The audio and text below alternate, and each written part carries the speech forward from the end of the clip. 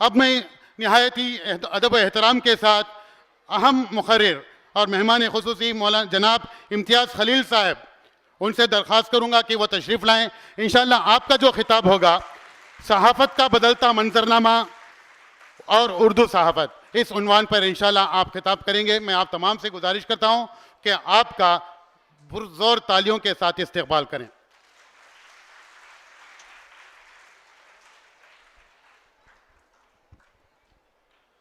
अस्सलामु अलैकुम वरहमतुल्लाहि वबरकातुहू।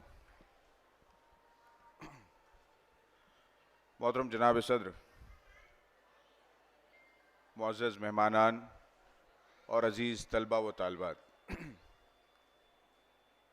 मैं ये समझ के आया था कि उर्दू सहाफ़त के हवाले से कुछ बहुत ही संजीदा गुफ्तगू होगी, जिसमें शहर के बहुत संजीदा लोग होंगे और उनके दरमियान बात होगी कि सहाफ़त का माजी क्या था, उसका हाल क्या है, और अगर हमें उसके मुस्तक़बिल को ताबनाक करना है तो हमें क्या करना है, क्या करना होगा।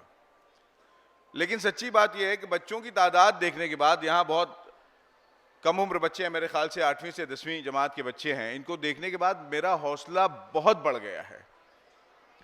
यह हौसला इसलिए बढ़ा है कि मेरे सामने वो लोग मौजूद हैं जिन्हें असल में सहाफ़त के बार को अपने कांधों पे उठा करके सहाफ़त को आगे ले जाना है। तो मुझे अब इस बात का रोना नहीं रोना है कि अभी क्या सूरत हाल है।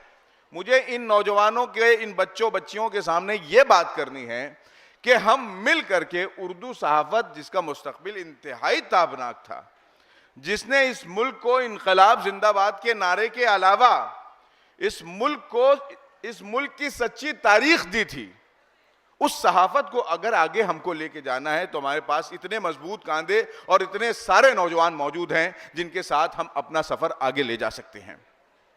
मैं चाहूँगा सबसे पहले तो, अभी बात अशरफ नवाज साहब जो है ये कह रहे थे कि उर्दू सहाफ़त 1822 में जो जाम जहां नुमा से शुरू हुई थी, हरिहरदत्त रॉय जो उसके मुदीर थे, मालिक व मुदीर थे। अब ये है कि मैं ये बच्चों को बताना चाह रहा हूँ, ये कल अकबहस है कि सहाफ़त उससे पहले भी थी, ये एक प्रिंटेड फॉर्म था। जाहिर सी बात है कि 16वीं सदी में प्रेस जो है ईजाद हुआ। यहाँ आते आते हिंदुस्तान में पहला अंग्रेजी अखबार जो था वो हिकीज़ गज़ेट था। हिकीज़ गज़ेट जब आप सर्च करेंगे, आप तो उस जनरेशन के लोग हैं कि फ़ोन उठाया, गूगल किया, सारी चीज़ आपके सामने आ जाती है। हिकीज़ गज़ेट 1779 में जो है कायम हुआ, यानी जब अखबार बरतानिया में शुरू हुआ उसके चंद बरसों के बाद आपके हिंदुस्तान में अखबार शुरू हो चुका था। अंग्रेजी के अखबार के सिर्फ 40 बरस के अंदर अंदर आपकी जबान का अखबार, उर्दू अखबार इस मुल्क में कायम हो चुका था। हिंदुस्तान की तीसरी जबान, बल्कि हिंदुस्तान की दूसरी, क्योंकि अंग्रेजी तो हिंदुस्तानी जबान नहीं है। अंग्रेजी जबान के बाद बंगाली जबान का अखबार आया। हिंदुस्तान की दूसरी जबान आपकी जबान उर्दू थी, जिसने उर्दू का अखबार शुरू किया था। अब उर्दू अखबार जब शुरू हुआ तो जाहिर सी बात है कि जब इस पे बहस होगी कि उसके मकासद क्या थे, तो हिकीज़ गज़ेट के बाद हमारा जाम जहां नुमा कोई बहुत संजीदा अखबार नहीं था। ये कोई ऐसा अखबार नहीं था। हमने उर्दू वालों ने सहाफ़त को बिल्कुल अलग अंदाज में देखा है। यहाँ सहाफ़त ये सिर्फ पेशा नहीं रह जाती, बल्कि यहाँ पे सहाफ़त एक पैशन बन जाती है। यहाँ सहाफ़त जो है वो बुनियादी तौर पे, हमने जर्नलिज्म चूंकि पढ़ी है, हमसे पहले उर्दू वालों में हमने देखा है कि अखबार के दफ्तर में काम किया, सुबह से शाम की मुदीर जो है उनके साथ बैठे रहे, रिपोर्ट्स बनाते रहे, उसके बाद धीरे धीरे ये सहाफ़ी बन जाते थे। अब उसके बाद एक ज़माना आया कि बाकायदा इंस्टीट्यूट्स बनने लगे, इंस्टीट्यूट्स में सहाफ़ी तैयार होने लगे, और जिन सहाफ़ती इदारों में हमने जर्नलिज्म सीखी है वहां हमें यह बताया गया कि सहाफ़त क्या है।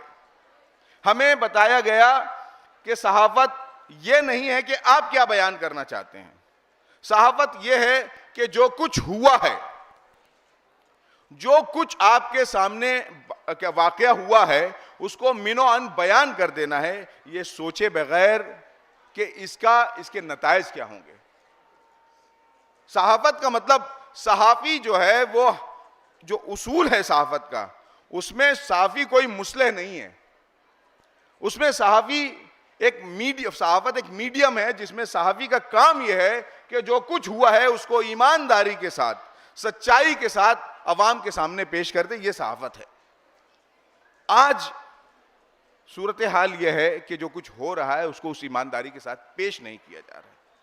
मुझे लगता है उर्दू सहाफत ने जो किरदार अदा किया और उर्दू सहाफत का जो कहना चाहिए हाल है, अभी ये बात हुई कि हालात बहुत ख़राब हो गए हैं, कुछ कॉरपोरेट के सामने आ गई है। 2009 में मैं गवर्नमेंट ऑफ अमेरिका ने एक कहना चाहिए प्रोग्राम उनका है IVLP, international visitors leadership programme, उसमें इंटरनेशनल जर्नलिज्म के हवाले से एक प्रोग्राम अमेरिका में रखा था। उसमें इत्तेफाक से हिंदुस्तान से 5 जर्नलिस्टों में मेरा इंतखाब हुआ था। जब हम वहाँ गए तो सहाफत पे बात होने लगी। बात यह होने लगी कि दुनिया के बड़े अखबार परेशान हैं। यह ऐसा नहीं है कि हिंदुस्तान के अखबारात परेशान हैं, दुनिया के बड़े अखबारात परेशान हैं, इसलिए कि जो अखबार बनाते हैं, जो अखबार बेचते हैं, उनको पता है कि न्यूज़ प्रिंट कितना महंगा हो रहा है। न्यूज़ प्रिंट के बाद जो अखबार का कागज़ है वो बहुत महंगा हो रहा है। अखबार के कागज़ के साथ उसकी प्रिंटिंग महंगी हो रही है, उसकी एडिटोरियल कॉस्ट इतनी हो जाती है। और फिर पिछले 5-10 वर्षों में एक जो जनरेशन हमारे पास आई है कि वो जो कुछ पढ़ना चाहती है, जो कुछ लिखना चाहती है, जो कुछ समझना चाहती है, वो सिर्फ मोबाइल पे करना चाहती है, वो सिर्फ इंटरनेट के जरिए। तो ये मीडिया सरवाइव कैसे करे? मैं ये कहता हूं, मैं चूंकि एक नई जनरेशन का आदमी हूं, एक ऐसी जनरेशन जो इलेक्ट्रॉनिक मीडिया और प्रिंट मीडिया के बीच की जनरेशन है, जो ये देखती है कि अगर उर्दू जबान की सहाफत को कायम रखना है तो बजाय इसके कि हम ये रोते रहें कि जबान कैसे बढ़ेगी, सहाफत कैसे रुकेगी, हम जो नए एवेन्यूज आ रहे हैं, नई अपॉर्चुनिटीज जो हमारे सामने आ रही हैं, हम अगर आगे बढ़कर के उनका इस्तेमाल करें तो मुझे लगता है कि उर्दू सहाफत को बचाया जा सकता है। सहाफत हो सकता है कि प्रिंट मीडिया, अच्छा प्रिंट मीडिया की जो बात मैंने आपसे कही कि ये सिर्फ उर्दू अखबारात के साथ नहीं है, दूसरी जबानों के साथ, उर्दू के साथ मामला यह है कि उर्दू अखबारात को हुकूमतों की सरपरस्ती नहीं मिल पाई। ये अखबार अंग्रेजी अखबारों के अलावा बेशतर हिंदी और जितने भी अखबारात हैं ये सरवाइव करते हैं गवर्नमेंट के इश्तिहारात पे। गवर्नमेंट के इश्तिहारात अगर उस तरीके से नहीं मिल पाए तो यकीन जानिए कि अखबारात सरवाइव नहीं कर पाएंगे। मैं ये कहता हूं कि आज उर्दू अखबारात को अगर कुछ कॉरपोरेट लोगों ने संभाल लिया है तो बहरहाल इनकलाब 1938 में मुंबई से जब शुरू हुआ तो ये समझ के चलिए कि उस वक्त आज़ादी के हवाले से जो तहरीकें चल रही थी, बॉम्बे बहुत बड़ा मरकज था उसका।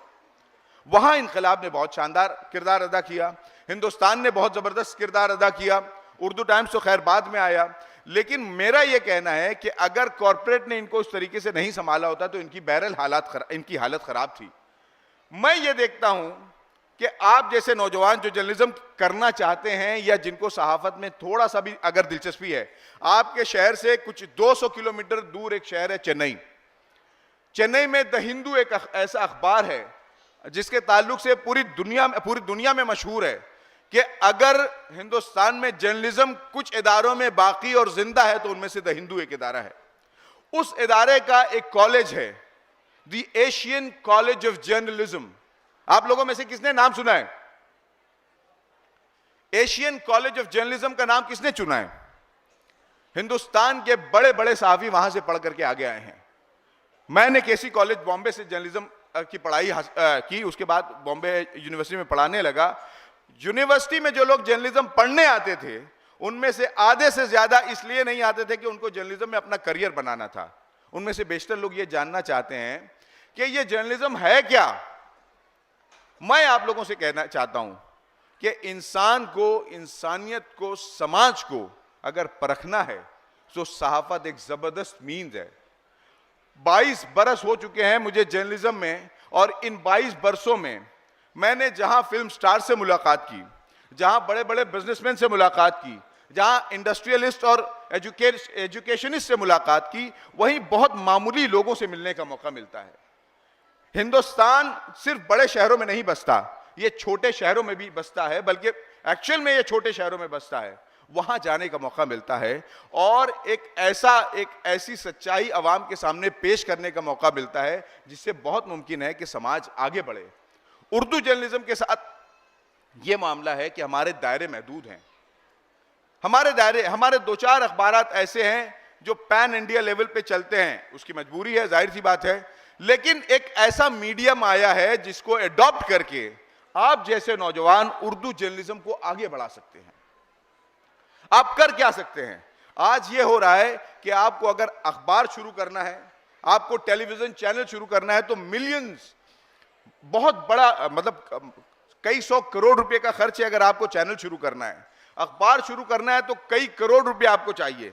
लेकिन सोशल मीडिया पे आपके जो चैनल्स हैं, इसके लिए आपको उतने ज्यादा पैसों की जरूरत नहीं है।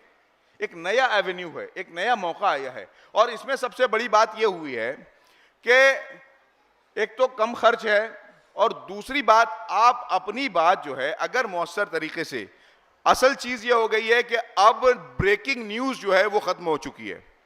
ब्रेकिंग न्यूज इसलिए खत्म हो चुकी है कि अब हर आदमी के पास मोबाइल फोन है। अब कोई आदमी इंतजार नहीं करता कि मैं कल टाइम्स ऑफ इंडिया में ये खबर देख लूंगा, कोई आदमी इंतजार नहीं करता कि मैं जा करके आज तक पर पे या सन न्यूज पर या किसी चैनल पे जा करके कोई ब्रेकिंग न्यूज देखूंगा, क्योंकि सारी ब्रेकिंग न्यूज आपको आपके मोबाइल फोन पे मिल जा रही है। तो क्यों नहीं उसी मोबाइल फोन को जहां पे आज सबसे ज्यादा एक्सेस है। आज मैं आपको बताऊं, आपको हैरत होगी कि वो चैनल्स, जो बड़े बड़े चैनल्स हैं, वो टेलीविजन से ज्यादा वो मोबाइल फोन पे देखे जा रहे हैं। हर चैनल ने अपना एक यूट्यूब चैनल बना करके रखा है, वो यूट्यूब चैनल के जरिए देखे जा रहे हैं। अखबारात ने क्या किया है, पीटीआई हिंदुस्तान की सबसे बड़ी एजेंसी है। आप समझते होंगे न्यूज एजेंसी, ये जो बड़े बड़े अखबारात होते हैं, इनको भी बहुत सारी खबरें एजेंसीज के जरिए आती हैं। पीटीआई जो हिंदुस्तान की सबसे बड़ी, सबसे मौकर एजेंसी है, उसने अपने यहां पे वीडियो का एक सेक्शन शुरू कर लिया है, और बहुत मौसर तरीके से वो उस पर काम कर रहे हैं। क्योंकि अब आने वाला जो जमाना है, बल्कि जो जमाना आ चुका है, ये वीडियो का जमाना है। मुझे लगता है कि अगर आप जैसे बच्चे, मैं छोटी सी मिसाल लो आपके सामने पेश करूं, जब मैंने एक प्रोडक्शन हाउस शुरू किया तो मौलाना गुलाम वस्तानवी हमारे एक बहुत बड़े आलिम दीन हैं, उनके साथ मैं जुड़ा। उन्होंने मुझसे कहा कि इम्तियाज साहब, हमको एक चैनल शुरू करना चाहिए, उसके लिए जो भी अखराजात हों हम कोशिश ये करेंगे कि हमारी कौम के लोगों को, बड़े लोगों को जोड़ करके एक चैनल शुरू करेंगे। मैंने कहा मौलाना, आज दुश्वारी यह है कि आप 200 करोड़ रुपया भी अगर जमा कर लें तो जरूरी नहीं है कि लोग आपका चैनल देखें, क्योंकि चैनल बनने के बाद जो केबल ऑपरेटर्स का उसके ऊपर कब्जा है, आपको हर साल करोड़ों रुपए उस पर सर्व करने पड़ेंगे। बहुत अच्छा चैनल बनाने के बाद अगर वो चैनल पे दिखाया नहीं गया तो क्या फायदा होगा। तो उन्होंने मुझसे कहा क्या करना चाहिए, मैंने कहा कि यूट्यूब का दामन हमको थामना चाहिए। उन्होंने कहा कि उसका मुझे कोई असर बताइए। मैंने क्या किया कि एक दिन अक्कल कुआं मदरसे में बैठा हुआ था, वहां पे एक आलिम दीन वुजू कर रहे थे, बड़ा सा हौज है, वुजू कर रहे थे वो। अब वुजू करते करते मुझे ख्याल आया कि ये जो वुजू का तरीका है, मैं इसको शूट कर लेता हूं। मैंने क्या किया, एक बच्चे को जो वहां से गुजर रहा था उसको भेजा, आलिम दीन को मैंने समझाया कि साहब ऐसा कीजिए आप कि ये बच्चा गलत वजू करेगा, आप इसका वजू सही कर दीजिए। 7 मिनट का वीडियो बना, उसको 13 मिलियन से ज्यादा लोग देख चुके हैं। कितने लोग देख चुके हैं? 7 मिनट में वजू का तरीका बताने के लिए 13 मिलियन लोगों को अगर आप इज्तिमा करने जाएंगे, कितने इज्तिमात आपको करने पड़ेंगे। आपने लोगों को घर में ले जाकर के दे दिया। जरूरी नहीं कि यहां पे जितने लोग 800 लोग बैठे हुए हैं सब मेरी बात को वैसे ही सुन रहे हैं, लेकिन जो आदमी फोन पे देखेगा, फोन खोल करके, तो उसको यकसुई के साथ देखेगा। 13 मिलियन लोगों ने वजू का वो वीडियो देखा। मौलाना ने मुझसे कहा ये तो बहुत मौसर तरीका है। उन्होंने नमाज पढ़ी, नमाज का 10 मिनट का वीडियो, 12 मिलियन लोग नमाज का वो वीडियो देख चुके हैं। 1 करोड़ 20 लाख लोग नमाज का सही तरीका आपके फोन में देख सकते हैं। मैंने कहा मौलाना से, मौलाना अगर आप सच्ची तारीख को महफूज करना चाहते हैं तो आपको करना यह है कि ये जो आपके नौजवान हैं, जिनको आप ये जीन्स में टी शर्ट पहने हुए नौजवानों को हम अपना नहीं समझते, जब तक ये टोपी कुर्ता ना पहन लें हमको लगता है कि ये हमारे है ही नहीं। ये जो नई नस्ल है, ये टेक्नोलॉजी में हमसे एडवांस हैं। हम कोई गेम खेलने नहीं पाते, खोलने नहीं पाते, ये बच्चे उसमें कहां कहां पहुंचे हुए, क्या क्या क्रैक किया हुआ है। ये जनरेशन जब इनकी है तो हम इस जनरेशन से क्यों नहीं सीखते?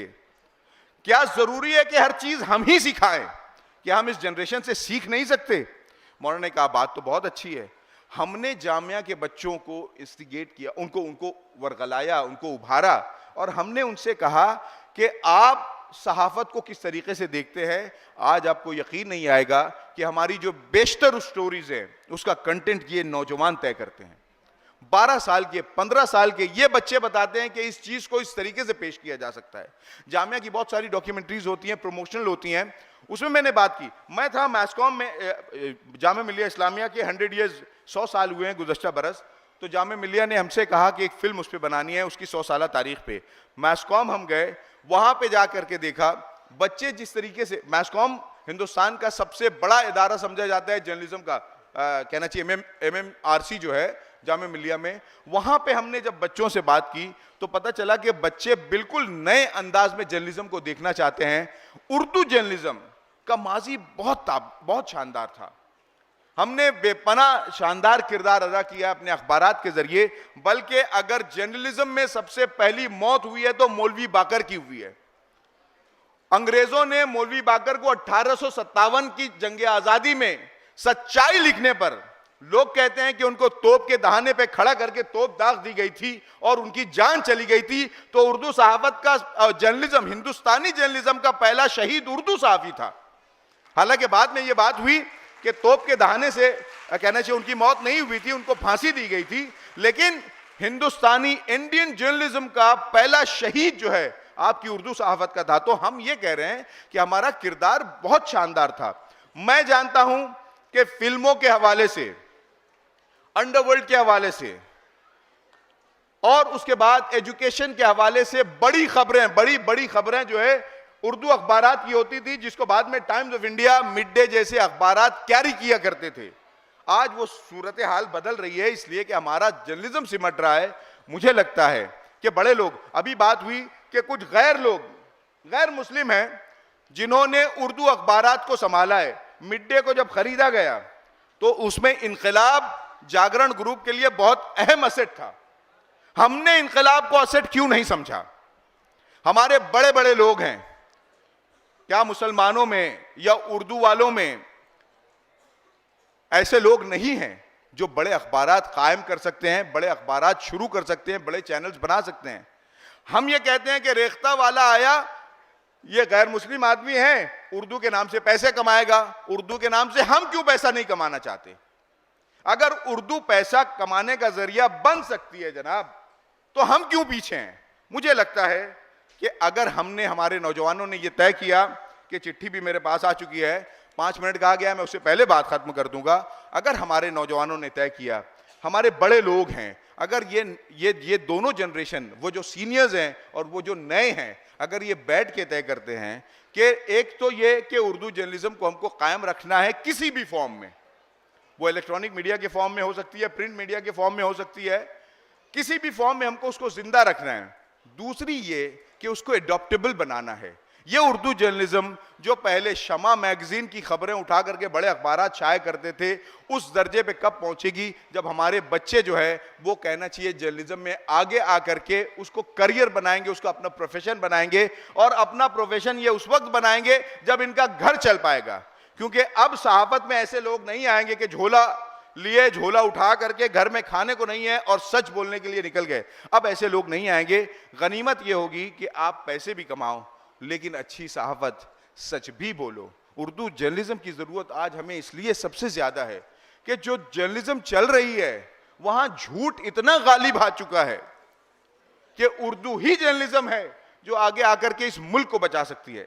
तो अच्छी उर्दू जर्नलिज्म सिर्फ हमारी जरूरत नहीं है, बल्कि ये जरूरत इस मुल्क की भी है, इस मुल्क के दूसरे बाशिंदों की भी है। आप हजरात ने मुझे यहाँ मौका दिया, मैं बेपनाह ममनून हूँ। बहुत बहुत शुक्रिया।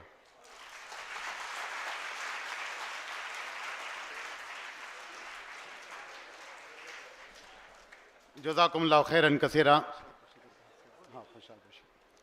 मोहतरम का बेहद मशकूर हूँ कि आपने पूरी गर्मजोशी के साथ हमारे तलबा और तालिबात के अंदर गर्मजोशी पैदा कर दी।